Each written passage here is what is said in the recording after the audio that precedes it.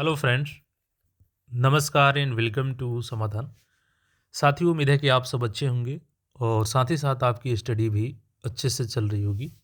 बिहार कर्मचारी चयन आयोग BSSC जेल4 और इसमें बात करें एएसओ की पदों की संख्या, तो देखिए सबसे पहले 1064 पदों पर ये एएसओ की पद थी, जिसमें हमने नेक्स्ट टाइम बताया आपको कि 342 पद इसमें ऐड होने जा रही है और आगे चलकर इसका नोटिस भी आया, जिसके बाद ये वैकेंसी बढ़कर के 1406 हो गई।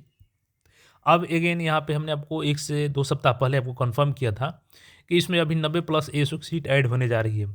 लेकिन ये सीटों की आंकड़ा बढ़ रही है, तो इसके बारे में विथ प्रूफ हम लोग जानेंगे कैसे सीटें बढ़ रही हैं, क्या इसका लॉजिक है और प्रॉपर नोटिस के साथ हम लोग इन सारी चीज़ों को डिस्कस करने वाले हैं। क्योंकि जब भी हम लोग न्यूज़ देखते हैं तो ऑथेंटिसिटी के साथ देखते हैं, जो कि आप सभी को पता है। और यहाँ पे लगभग एएसओ की सीटें की संख्या बात करें तो लगभग 2000 प्लस जाएगी। साथ ही साथ ऑल वैकेंसी की बात करें तो 3500 प्लस ये वैकेंसी होने जा रही है और शायद ऐसा मौका आपको दोबारा नहीं मिले कि आप लेवल 7 का अधिकारी बन रहे हैं सिर्फ और सिर्फ ऑब्जेक्टिव एग्जाम दे करके। क्योंकि लेवल 7 अधिकारी बनने के लिए अगर आप बीपीएससी के थ्रू जाते तो आपको प्रीलिम्स, मेंस, इंटरव्यू सारा चीज़ को देना होता। तो चलिए इस सभी चीज़ों को यहाँ पे एक-एक करके डिस्कस करेंगे हम लोग। लेकिन इससे पहले आपको सजेस्ट करेंगे कि देखिए अभी ठंडी का मौसम बढ़ चुका है, तो ऐसे में आप अपना ख्याल रखिए, अपने परिवार का ख्याल रखिए और पढ़ाई भी अच्छे से करिए, क्योंकि देखिए पढ़ाई के साथ-साथ आपका हेल्थ भी बहुत ज़रूरी है। देखिए ये वैकेंसी जो आई थी वो 1064 इसमें एएसओ के पद थे, ठीक है? 1064 के एएसओ के पद यहाँ पे थे, उसके बाद 342 जो कि मैंने बताया ही था आपको कि ऐड होंगे। तो ये सारी चीज़ें ऐड होकर के यहाँ पे, चूँकि शुरू में क्या था कि यूबीसी में सीटें दोबारा घट गई थी, लेकिन बाद में हमने बताया आपको कि जो यहाँ पे 47 हो गई थी घट करके, कि बढ़ेगा आपका सीट और आप सबके रिक्वेस्ट पे हमने आवाज़ भी इसके लिए उठाया। बाद में देखिएगा तो यहाँ पे 116 सीटों की संख्या हो गई थी, 342 पद ऐड होने के बाद यहाँ पे 116 इनको बढ़ाया गया था केवल, और टोटल बढ़ कर के इनका 163 हो गया था। तो अलग-अलग कैटेगरी में यहाँ पे सीटों की संख्या देख सकते हैं एएसओ की जो है। अब इसमें पदों की संख्या बढ़ेगी तो ज़ाहिर-सी बात है कि सभी कैटेगरी में सीटें बढ़ेंगी।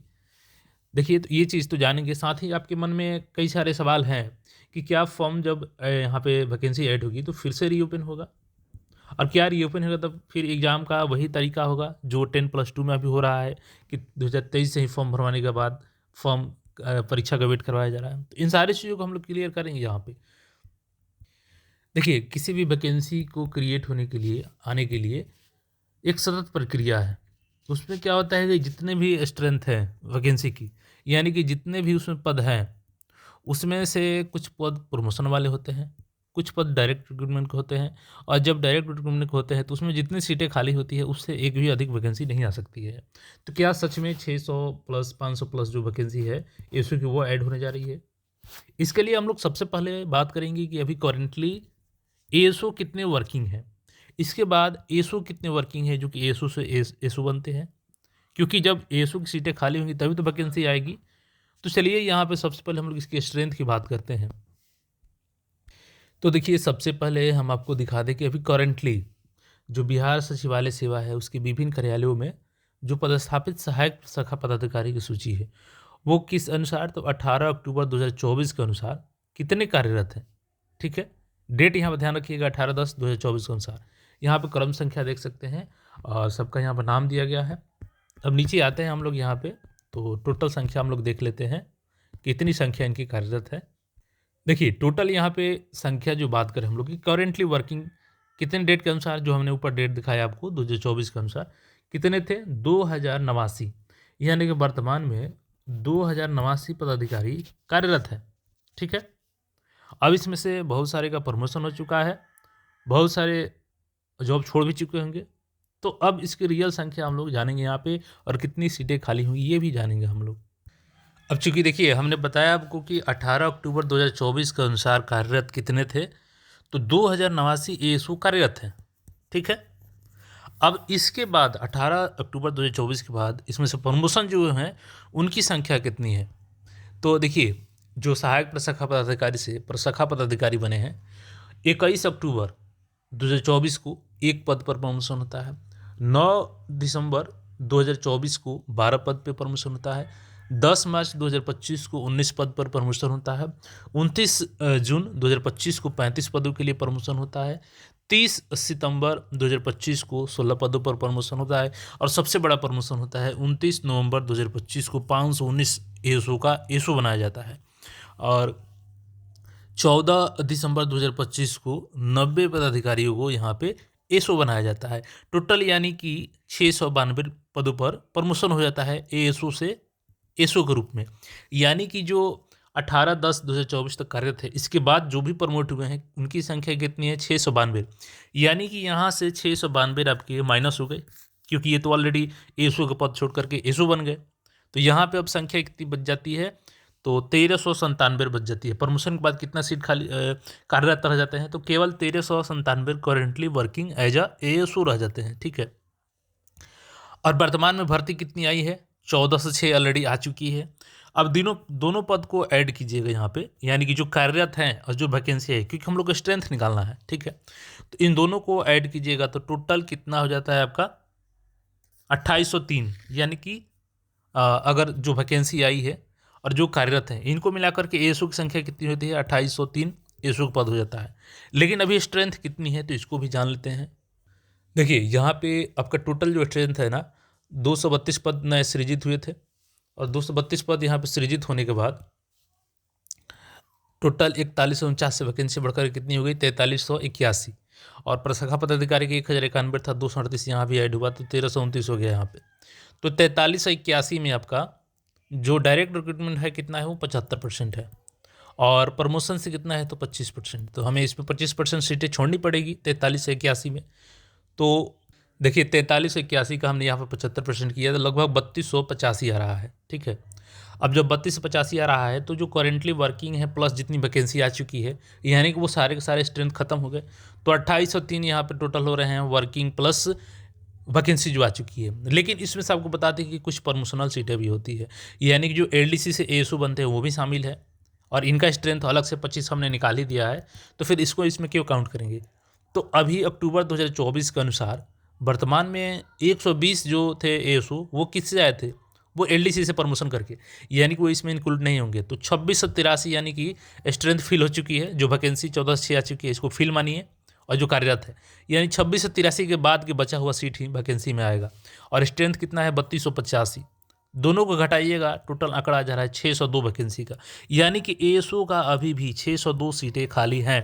ठीक है। और आपने देखा भी होगा कई जगह लोग 300 बोल रहे हैं, कोई 400 बोलेगा, कोई 500 बोल रहे हैं, लेकिन रियल आंकड़ा कितना है? 602 है। और वहीं बात करें प्रशाखा पदाधिकारी की तो देखिए 601 पद पर 16/9/2025 के अनुसार कार्यरत थे। ठीक है। जिसमें एसओ से अवर सचिव जो बनते हैं तो 29/11/2025 को 226 बनते हैं, 14 दिसंबर 2025 को 7 बनते हैं और 30/9/2025 को 13 बनते हैं। 246 यहाँ पे प्रमोट हो जाते हैं। तो इसमें से घटाइएगा 246 को, तो यानी 355 ही ऐसे ग्रुप में कार्यरत रहते हैं। लेकिन जो एसओ यहाँ पे एसओ बन जाते हैं 692, तो टोटल मिलाकर के 1047 यहाँ पे हो जाते हैं। और टोटल स्ट्रेंथ कितना है एसओ का? तो 1329 है। अब इसमें आपको ध्यान रखना होगा, मैं एक नोटिस दिखाता हूँ आपको।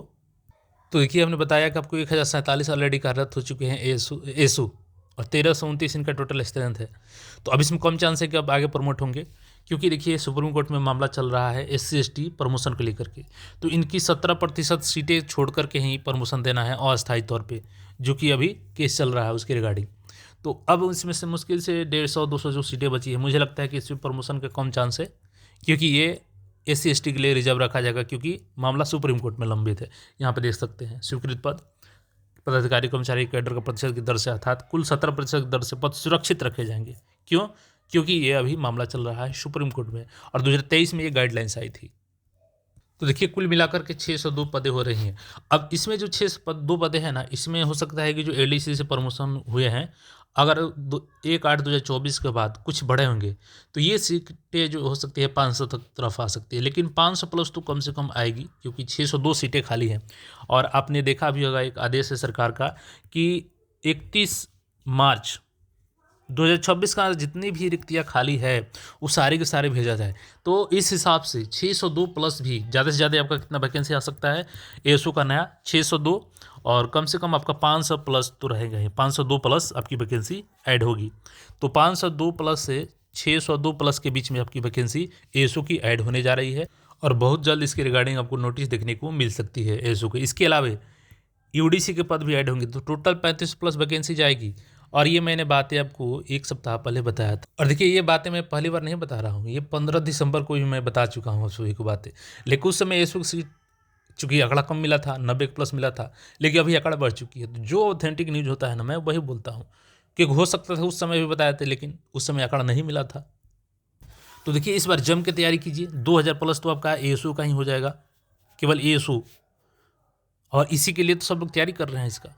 तो तैयारी अच्छे से कीजिए। रही बात फॉर्म रीओपन होने की, तो देखिए चांस कम है कि रीओपन होगा, क्योंकि सेम नेचर का पद है ना, अलग क्वालिफिकेशन वाला पद ऐड होगा तो फिर चांस बनेगा कि रीओपन है। जैसे कि यूडीसी का ऐड होने जा रहा है, तो मे भी ये कारण बन सकता है कि रीओपन का। लेकिन फिर भी आपका एग्जाम इसकी वजह से ज़्यादा अब डिले नहीं होगा, क्योंकि ये इंटर लेवल नहीं है, ये सीजीएल है।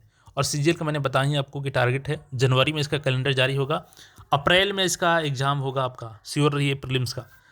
अक्टूबर तक आपका फाइनल कर लिया जाएगा, ये भी श्योर रही है। यानी कि अगले ठंडी में आप एएसओ ग्रुप में कार्य करेंगे पटना सचिवालय में। तो अपने आप को सचिवालय में देखना चाहते हैं तो अभी आप अच्छे से तैयारी कीजिए। और बाकी अपडेट्स के लिए चैनल को सब्सक्राइब करके जुड़े रहिए और अपने साथियों के साथ शेयर कीजिए। मिलते हैं फिर नए अपडेट में। धन्यवाद।